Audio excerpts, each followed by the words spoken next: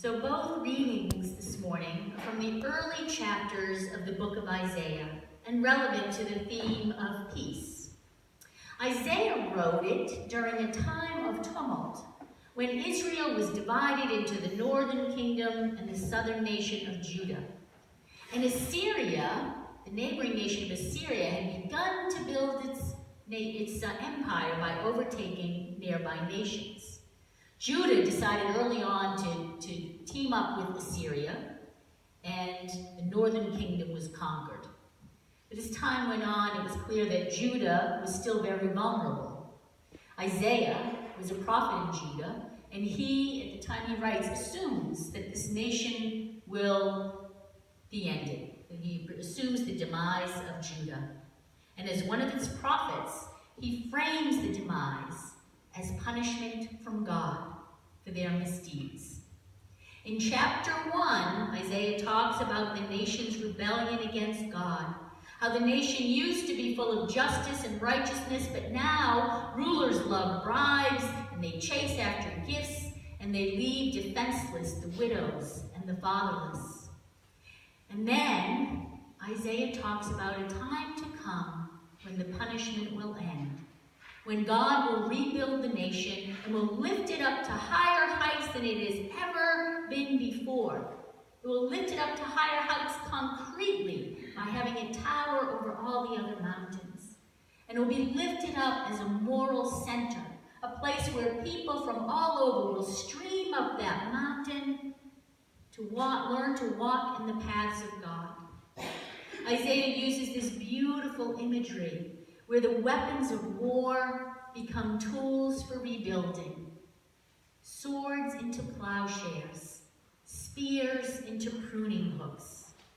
There's no need for war, he says. There'll be no need for war because God will judge. God will arbitrate. Isaiah goes on in chapter 9, the second reading, acknowledging that there are dark times ahead for the people of the nation. But he promises that a light will shine on them. And this promise, as Christians, this promise is read into the event of the incarnation of God in Jesus Christ. It's a Son given to us, a wonderful counselor, a Prince of Peace. So in his writings, Isaiah both calls out the people on the error of their ways. He says, you're in trouble. You're in trouble with God.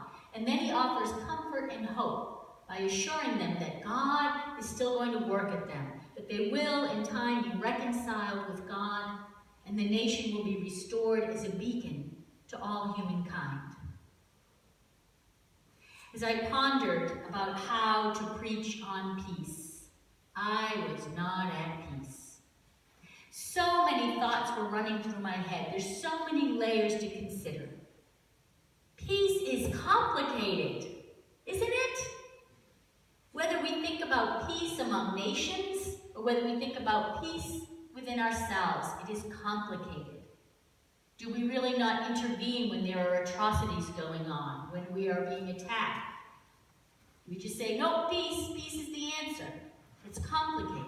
It's almost too complicated to get into on a communion Sunday with more music than usual and a meeting to follow worship. So I'm just going to dip my toe in, and I hope that I get a chance to dive in deeper another time. Now, about 700 years after Isaiah made his prophecies, Jesus was born in Israel. Now, at the time that Jesus was born and lived, Israel was under the occupation of Rome. It was a part of the Roman Empire. And it was a part of the Roman Empire during the time of Pax Romana. Has anyone heard of this Pax Romana? It means the peace of Rome. And it's standard bearer. It's a peace that lasted over 200 years. It's cited as one of the longest periods of stability and peace for an empire. With the exception of some small uprisings in the occupied territories like Israel, little uprisings that were easily squelched. But mostly, peace reigned in the time of Christ. And yet into this time of peace, it is into this time of peace that Christians declare that the light of God shone into the darkness that Isaiah spoke of. The peace of Rome was not the peace of Israel. It was not their peace.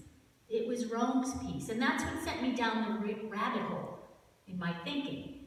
The reality that peace for some means hardship and suffering for others. I came up with the title for this sermon, Peace and Quiet, as I considered the years when my children were young, and I just longed for a little bit of peace and quiet. A little bit of time when they didn't need something from me, when I could just be left alone. If they would just keep quiet about their needs. I thought about all the conflicts that erupt because someone won't keep quiet about their needs. The needs of slaves to be free. The needs for women and people of color to vote, to be able to own property, to be given the same opportunities as white men. The need for the working class to earn a livable wage. The need to be free from persecution for loving someone of the same gender. Can't they just be quiet about those needs?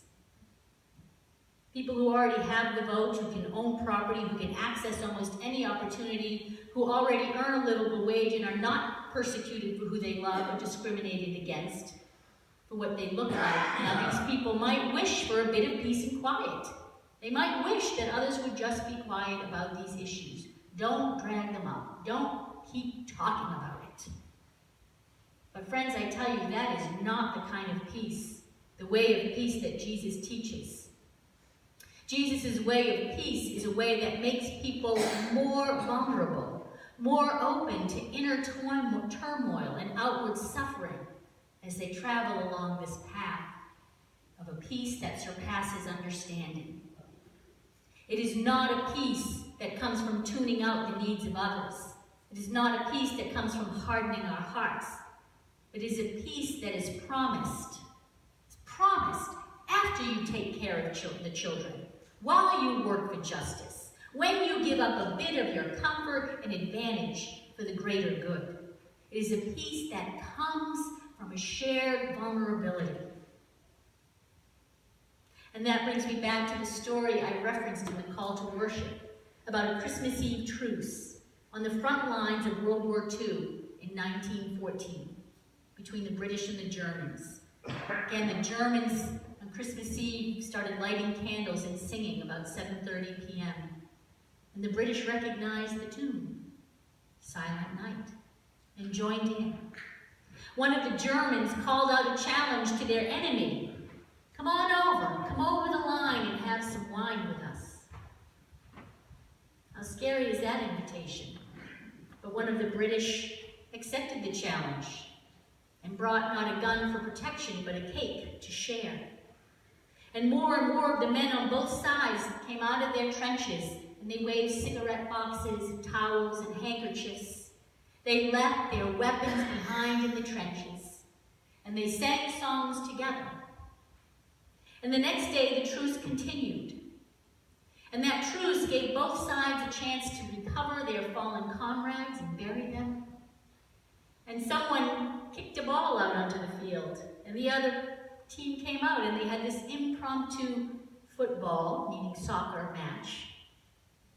And it was a day of peace, a truce.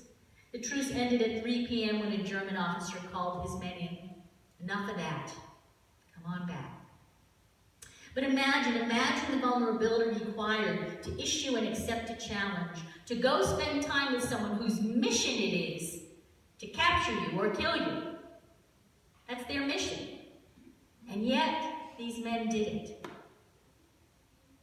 Stepping out, quieting anxiety within us so that we can really hear another person, so we can get to know their hopes and their needs and their gifts.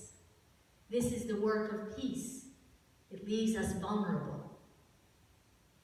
Gareth Higgins knows much about conflict and peace. He's a citizen of Northern Ireland, and you know the troubles over there that have gone on for decades. He says there are lots of ways to prevent violence, lots of ways to repair its consequences, to build beloved community.